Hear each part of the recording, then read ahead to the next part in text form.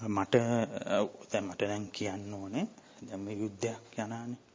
දැන් ගොඩාක් ඉරානය නීති විරෝධීව ඇමරිකාව සහ ඊශ්‍රායල මේ දෙන්නම එකතු වෙලා නීති විරෝධීව ඉරානය කිසිම රටකට පහර දීමක් කරේ නැහැ. කිසිම බේස් එකකට එම කිසිම ප්‍රශ්නයක් ඇති කරේ නැහැ.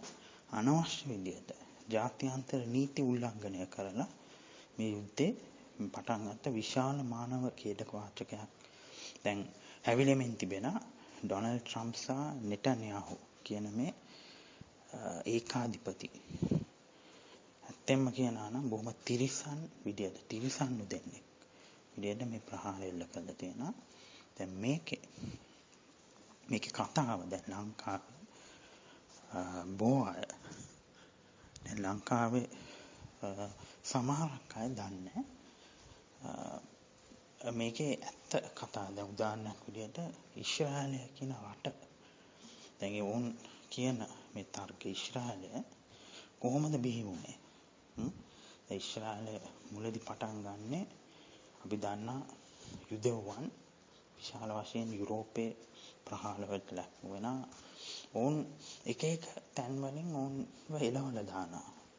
විශේෂයෙන් අපි මධ්‍යකාලීන යුගය මිඩල් ඒජස් කියලා කියන ඒ කාලවකවාන වල සාහිත්‍ය පෙරට උන්ට විශාල ප්‍රහාර එල්ලනවා. රෝම ශිෂ්ටාචාරයේ ඒ කාලේ ඉඳන් ප්‍රහාරයට ලක් වෙනවා. ඊට පස්සේ ඊශ්‍රායලය බොහොම සූක්ෂම විදියට බ්‍රිතාන්‍ය එකතු වෙලා ඊශ්‍රායලය බිහි කරනවා. එතන හිටියා ඍජුවම තමයි පලස්තීන ජනතාව. එතන යුදෙව් හිටියා, මුස්ලිම් ක්‍රිස්තියානි මේ පලස්තීන ජනතාවක් හිටියා. ඔවුන් කනානයිට් වරු. ඔවුන් ඒ කාලේ ඉඳලා ඔවුන් හිටියේ අවුරුදු 3000කටත් වඩා පෙර ආතු ඊශ්‍රායලයේ හිටපු අය. ඔවුන්ව නක්බා කියලා කියන්නේ. ඔවුන්ව සම්පූර්ණයෙන්ම එළවන ලක්ෂ 7ක් වගේ ඊශ්‍රායලය විසින් යුදෙව්වන් විශාල පිරිසක් එනවා යුරෝපේ. ඇවිත් ඕනේ ප්‍රහාර එල්ල කරලා ඔන්න එළවන. ඊට පස්සේ නක්බා ඇති වුණාන් පස්සේ පලස්තීනයන් වැසියන්ට ඉන්න හිතන තැනක්වත් උන් හිටි තැන් අහිමි වෙනවා. ජෝර්ඩානය, ඊජිප්තුව, බහරේනය මේ වගේ බොහෝ තැන්වල උන් විසිරෙන්න පටන් ගන්න. බලාත්කාරීව තමයි මේක අල්ලගන්නේ.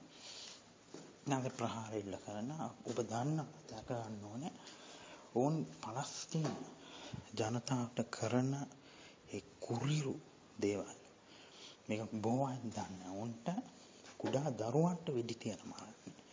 ඒ කියන්නේ සෙල්ලමට වෙඩි තියලා ඔළුවට වෙඩි තියලා මරන්නේ, ඝාතනය කරන. ඒ වගේම ඒ දරුවෝ දැන් සාමාන්‍ය අහිංසක ළමයි වෙඩි තියලා මරණ පලස්තීන සිරකරුවන් අමානුෂික විදියට ඔවුන්ට කන්න බොන්න නොදී ඔවුන්ට එතනම ඔවුන්ට ඒ කියන්නේ වැසිකිළියක් පාවිච්චි ගන්න බෑ. මුත්‍රා පවා ඔවුන්ගේ මුත්‍රා මල පහ කිරීම පවා ඔවුන් එතනම කරලා ඔවුන් සම්පූර්ණයෙන්ම කන්න බොන්න නොදී ඝාතනය කරන්නේ.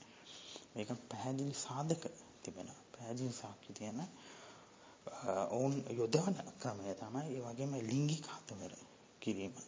ඒ කියන්නේ ඒ ඊශ්‍රායලය බෞද්ධයක් දෙන අනුමත කරනවා 80%ක් වගේ. මේකයි තියෙන දරුණුම ඛේදවාචකය.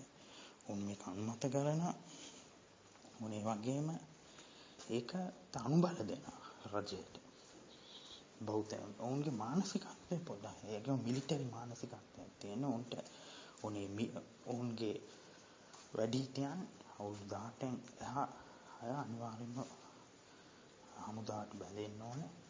එන තත්ත්වයක් තියෙන්නේ දරුවන් ඝාතනය කරන වෙඩි තියලා ඝාතනය කරන කුඩා පුංචි දරුවන් කාන්තාවන් පුරුෂයන් අහිංසක මිනිස්සු. ඒ කියන්නේ ඔක්තෝබර් 7 වෙනිදා ප්‍රහාරයක් කෙල්ලනවා. ඔබ දන්නා ඒ ප්‍රහාරය ත්‍රස්තවාදී ප්‍රහාරයක් කෙල්ලනවා. ඒකෙන් ඊශ්‍රායලය දැන් සාමාන්‍ය මතය තමයි 300ක් මැරෙනවා 1200ක් 300. ඒකෙන් හරි 8ක්ම මරන්නේ ඊශ්‍රායලය විසින්. තමන්ගේම වැසියන් මරණවුන් ආරක්ෂාව හමාස් විසින් ප්‍රහාර එල්ල කරද්දී ඊශ්‍රායල වැසියන් උන් ආරක්ෂිත තැන්වල හැංගෙනවා.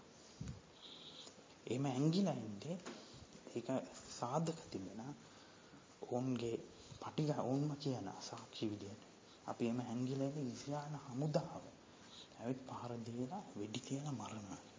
ඒකට ඔවුන්ගේ කන්සෙප්ට් එක තමයි එහෙම ප්‍රහාරයක් එල්ල වෙද්දී ඒක හැනිබල් ඩොක්ට්‍රයින් එක කියලා කියන්නේ. එහෙම නැත්නම් ඒ හැනිබල් එඩික්ට් එක. ඒ කියන්නේ ප්‍රහාරයක් එල්ල වෙද්දී ඔක්කොමලා මරලා දානවා. ඒ කියන්නේ සාමාන්‍ය සිවිල් වැසියන්වත් උන් ඝාතනය කරන. එම ඝාතනය කරාම අනවශ්‍ය ප්‍රශ්න එතනින් මිදෙන තත්ත්වයටපත් වෙයි. ඒ සිවිල් වැසියන් ආරක්ෂා කරන්න ගියා නම් වෙනම ඒ සන්නද්ධ ත්‍රස්තවාදීන් එක්ක විවිධ ගැටුමක් ඇති වෙලා හමුදාවට ප්‍රහාරයක් එල්ල වෙන නිසා ඉක්මනින් ඒක ඉවර කරන්න ඕනේ. එවැනි ක්‍රියාමාර්ග ගන්න සිවිල් වැසියන් එක්කම සම්පූර්ණයෙන්ම මරලා දානවා. ඒක ඊශ්‍රායලයේ බොහොම රහස්‍ය ක්‍රියාත්මක වෙන ක්‍රමයක්. ඒ වගේම සිද්ධ වෙච්ච විනාශය ඒක එක්තරා පල්ලි කාරණයක් විදිහට උන් පාවිච්චි කරන තැන ඉන්න ඊශ්‍රායල ඒ පලස්තීන සමූල ඝාතනයට ලක් කරලා අපි දන්නවා 70000ක් මැරිලා තියෙන බහුත අතිමහත් බහුතරයක් දෙන සාමාන්‍ය සිවිල් වැසියන් කාන්තාවන් පුරුෂයන් ඒ වගේම කුඩා දරුවන් කිසිම වරදක් කරපු නැති අහිංසක මිනිස්සු සාධක කියන ලක්ෂ 2ක් විතර මැරුණා කියන එක. මේක තමයි ඊශ්‍රායලය කියන්නේ. ඒ කියන්නේ මිනිස්සු බඩගින්නේ ඔවුන් ඒ ප්‍රහාරය එල්ල වුණාම ඔක්තෝබර් 7 ප්‍රහාරය එල්ල වුණාම ඊශ්‍රායලය මොකන්ද කරේ? 50 ඒ කියන්නේ ගාසා තීරයට විශේෂයෙන් අනිත් ප්‍රදේශවලට වතුර පවා ආහාර පවා යන්නේ ඊශ්‍රායල හමුදාවේ අනුමැතියත් එක්ක. ඊශ්‍රායල හමුදාව අනුමැතියක් නැතුව කිසිම දෙයක් යන්න දෙන්නේ නැහැ. මුලින්ම කරේ වතුර ටික නවත්තන එක. වතුර ගාසා තීරයට වෙනම යන්නේ නැහැ. ඊශ්‍රායලෙන් ලැබෙන්නේ. ඒ මොකන්ද කරන්නේ? ඕන් එහෙම් පිටින් මේ තියෙන වතුර ටික නවත්තලා මිනිස්සුන්ට බොන්න නැති තත්ත්වයටපත් කරන ආහාර දෙන්න යන්න දුන්නේ. ලෝකේ බොහෝ රටවල් එක්සත් ජාතීන් එම උන්ට පීඩනයක් එල්ල කරා ඊශ්‍රායලෙන්. මේ ඒඩ් ට්‍රක්ස් කියලා කියන්නේ මේගොල්ලන් ඒත් යන්න දුන්නේ නැහැ. මේ මිනිස්සු එතන ආවම වෙඩි තියලා බෝම්බ ගහලා මරුවා.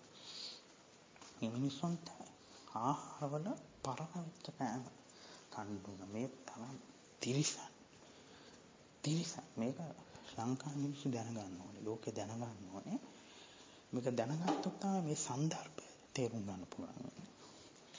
ඒ වගේම ලෙබනනයට උන් කරපු ත්‍රස්තවාද ප්‍රහාරය පේජර් වල බෝම්බ හටවල හිස්බුල්ලාට පාර දෙනවා කියලා සාමාන්‍ය අහිංසක වැසියන් ඝාතනය කරා. මේක තමයි ඇත්ත කතාව. ඊට පස්සේ ඉරානයට අනවශ්‍ය ප්‍රහාරයක් එල්ල කරා. UAE එකට ප්‍රහාරයක් එල්ල කරා. රටවල් කිහිපයකම ප්‍රහාර එල්ල කරලා දැන් ලෙබනනයට ආක්‍රමණය කරන්න උත්සාහ කරනවා. මේක ත්‍රස්තවාදී රාජ්‍යයක්. මේ රාජ්‍ය එත්නොස්ටේට් එකක්. ජාතිවාදී. ඔවුන්ගේ යුදෙව් ජාතිය. පාලින්න වෙන කිසිම ජාතියක් මල්මත් කරන්නේ.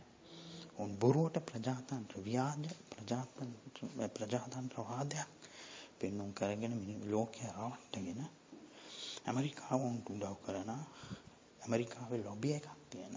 කියන්නේ උන්ට විශාල වශයෙන් උදව් කරන පිරිසක් ඉන්න APEC කියන එකක් තියෙන විශේෂයෙන් රිපබ්ලිකන් ඩෙමොක්‍රට්. මේ දෙකේම විශේෂයෙන් රිපබ්ලිකන් ඒ කොන්සර්වේටිව් මතවාදයත් එක්ක ඉන්න මේගොල්ලන්ට විශාල ඩොලර් බිලියන ගණන් කරන මේ යථාර්ථය තේරුම් ගන්න ඕනේ. මේ යථාර්ථය මේ සන්දර්භය තේරුම් ගන්න නැතුව මේකේ කියවීම වාද්ද ගන්න හොඳ නැහැ. ඒකයි යථාර්ථය. මම කියන්නේ හැම ඊශ්‍රායල ජාතිකයෙක් හැම යුදෙව් කෙනෙක් එහෙම නෙමෙයි. හැබැයි ඔවුන්ව මේ මානසිකත්වයෙන් මිදෙන්න ඕනේ.